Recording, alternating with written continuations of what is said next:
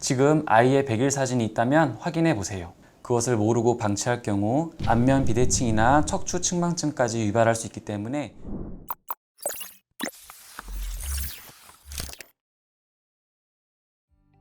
안녕하세요. 저는 서울부민병원 소아정형외과를 담당하고 있는 정재훈 과장입니다. 오늘은 소아사경에 대해서 이야기해 볼 텐데요. 어머니들이 궁금해하시는 궁금증을 해결할 수 있도록 소아사경에 대해서 준비했습니다.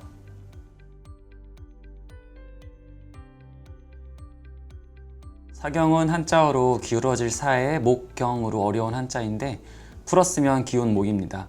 태어나고 3개월 되면 아기는 중력을 이기고 목을 스스로 세울 수 있게 되면서 양쪽 눈을 수평으로 유지하고 목을 수직으로 유지할 수 있게 됩니다.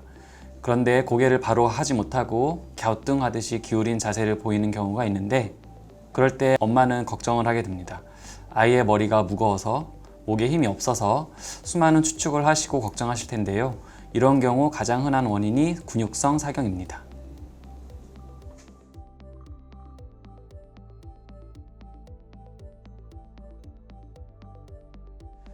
우리 몸에는 목과 몸통을 연결하는 흉쇄유돌근이라는 근육이 있는데요. 선천성 근성 사경은 이 흉쇄유돌근 중 한쪽이 두껍게 쪼그라들면서 발생하게 됩니다. 사경은 75%에서 우측에 발생합니다. 이는 엄마 자궁집이 너무 작아서 태아의 목 근육에 손상이 생기면서 발생합니다. 자궁집에 목만 눌리는 것이 아니라 다리까지 눌리면서 고관절 이형성증도 같이 오게 되니 사경이 의심되는 아이는 반드시 고관절 검사도 같이 받아야 합니다.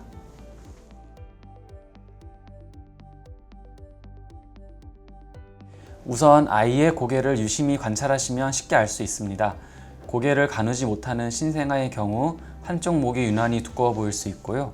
잘 때 누워있을 때 항상 고개가 한쪽으로 돌린다면 의심해 보셔야 합니다. 고개를 가누기 시작하는 시기에는 고개를 한쪽으로 기울이고 얼굴은 반대쪽을 향합니다. 지금 아이의 백일 사진이 있다면 확인해 보세요.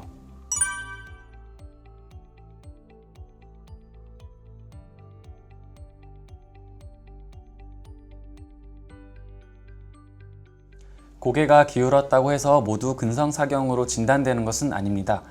두 번째로 흔한 원인으로 안구성 사경이 있습니다. 안구 주위 근육 중 하나가 마비되어 발생하고요.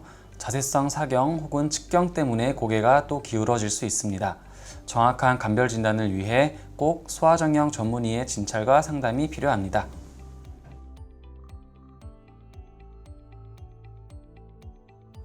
소아사경으로 진단이 되면 가능한 빨리 치료를 시행하는 것이 좋습니다.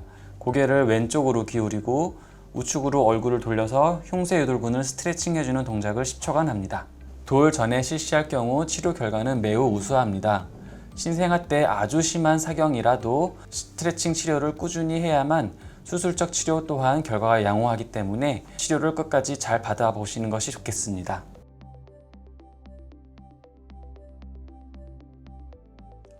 고개가 기울어져 있는 아이를 볼 때마다 막막하고 걱정이 크실 텐데요.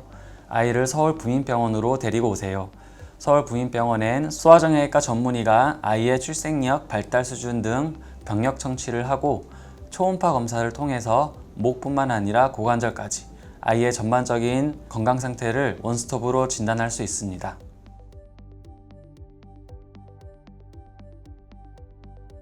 평균적으로 4개월 동안 스트레칭 치료를 받으십니다. 4개월 후에 초음파 검사에서 근육이 대칭이 되고 고개를 양쪽 끝까지 돌릴 수 있으면 그때 완치 판정을 해드립니다. 하지만 완치 판정이 되더라도 돌 지나서 3세, 4세, 만 8세까지도 주기적으로 팔로우업을 받아야 합니다. 왜냐하면 한 번 손상된 사경 근육이 시기가 지나서도 밴드라는 구축된 흉터 조직이라는 것이 발생할 수 있기 때문에 모르고 방치할 경우 안면 비대칭이나 척추 측만증까지 유발할 수 있기 때문에 반드시 청소년기까지 주기적으로 병원을 내원하는 것을 추천드립니다. 이번에는 인터넷에 올라온 부모님들의 궁금증을 답변해 드리겠습니다. 임신 중에도 사경이 생길 수 있습니다. 특별히 첫째를 임신한 경우 어머니의 자궁집이 좁기 때문에 아이의 고개가 한쪽으로 눌리면서 사경 근육이 파열되는 경우가 있습니다.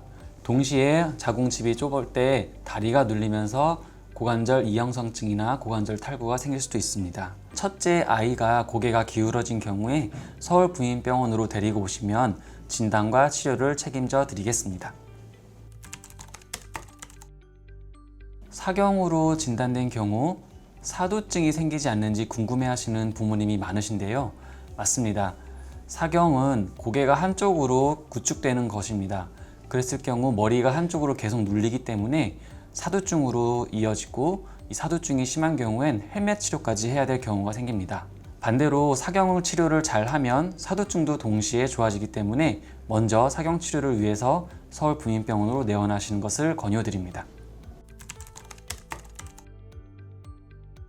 사경으로 진단받은 아이가 재활치료실에 가서 많이 울 때 어머니 마음이 많이 안 좋으실 텐데요. 엄마 품에 있어야 할 아이가 다른 사람의 손에 자꾸 만져지고 고개를 돌린다면 아이는 정서적으로 많이 피해를 입게 됩니다. 사경 치료도 중요하지만 아이의 정서도 굉장히 중요하다고 저는 생각합니다. 따라서 아이가 많이 울 때에 치료를 어떻게 해야 될지 고민이 되신다면 아이가 정서적인 스트레스를 받지 않는 한도 내에서 치료를 시행하기 때문에 먼저 저와 상담해 보실 것을 권유드립니다. 일상생활이나 가정에서 간편하게 하실 수 있는 자세를 소개해 드리겠습니다.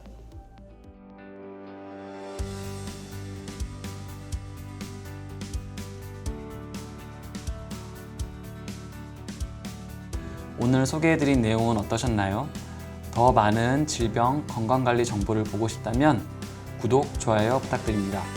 앞으로도 관절 척추 전문병원 서울부인병원 유튜브에서 건강하고 유익한 정보를 많이 들려드리겠습니다. 감사합니다.